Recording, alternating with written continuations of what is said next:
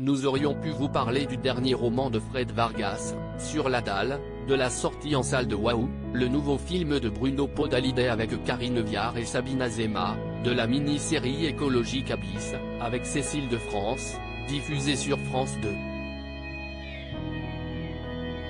Mais nous avons préféré vous parler du nouveau film de la franchise Transformers, avec son étonnant casting de voix françaises parmi lesquelles la discrète Dorothée, de la jolie comédie dramatique des Mains en or, réalisée par Isabelle Mergo avec Lambert Wilson et Josiane Balasco, de l'Expo Naples à Paris, visible au musée du Louvre, ou encore du redoutable polar La Faille de Franck Tillier. Cinéma Transformers, Rise of the Beasts, des robots et des voix. Nouveau film de la franchise, Transformers, Rise of the Beasts débarque sur nos écrans avec une fois de plus un spectacle XXL qui en met plein la vue. Petite particularité de cet opus, certaines voix françaises ont été confiées à des personnalités bien connues comme Ophélie Winter, qui a récemment recroisé son ex-MC Solar, et Dorothée, qui aimerait bien faire son retour à la télévision. L'ancienne animatrice de Récréa 2 et du Club Dorothée n'a pas boudé son plaisir à prêter sa voix à Erazor, une guerrière à la fois sage et protectrice. Ça ne se refuse pas, confie Dorothée. J'ai été surprise, flattée et totalement tétanisée. C'est une chance, une aventure à tenter. Même si elle reconnaît que le doublage n'est pas sa spécialité, elle a pu travailler dans d'excellentes conditions grâce à l'accueil des équipes de Paramount. J'étais dans un cocon, protégé, conclut-elle. Ch Transformers, Rise of the Beasts, de Steven Caple Jr. Avec Anthony Ramos, Dominique Fischbach. Droit d'auteur Thomas Braud. Des Mains en or. Isabelle Mergo. Épanouie comme jamais. Philippe est un écrivain célèbre et futur académicien.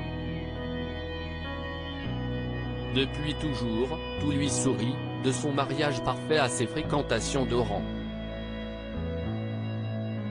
Seulement, Philippe souffre de maux de dos atroces qui lui rendent la vie infernale. Du moins jusqu'à cette rencontre avec Martha, une guérisseuse aux doigts de fée, qui va tout changer. Entre Philippe et cette femme généreuse, dont la soif de liberté ne trouve pas de limite, va alors se tisser une forte amitié, qui soulage Philippe bien au-delà de ses douleurs dorsales. Porté par Lambert Wilson et Josiane Balasco, le nouveau film d'Isabelle Mergo définit, de manière touchante et avec beaucoup d'humour, la notion de l'épanouissement personnel. AO des Mains en or, d'Isabelle Mergo, avec Lambert Wilson et Josiane Balasco. Droit d'auteur David Kostka. Livre La Faille. La mort aux trousses. Dans son nouveau roman, La Faille, Franck Tillier franchit une étape de plus dans son exploration de l'horreur de l'âme humaine. Il met à nouveau en scène son personnage fétiche, Charcot, lancé sur la piste d'un tueur nécrophile tandis qu'un membre de son équipe se retrouve à l'hôpital entre la vie et la mort alors qu'elle est enceinte. Plus que jamais, le romancier, l'un des meilleurs vendeurs de polar en France, explore le thème de la mort sous différents angles comme les expériences de mort imminente ou l'acharnement thérapeutique dans un récit plus poignant que jamais. Près de 500 pages qui se dévorent avec effroi tant le suspense est intense et l'écriture d'une redoutable efficacité. Du grand polar. Ch La Faille, de Franck Tillier, édition Fleuve Noir.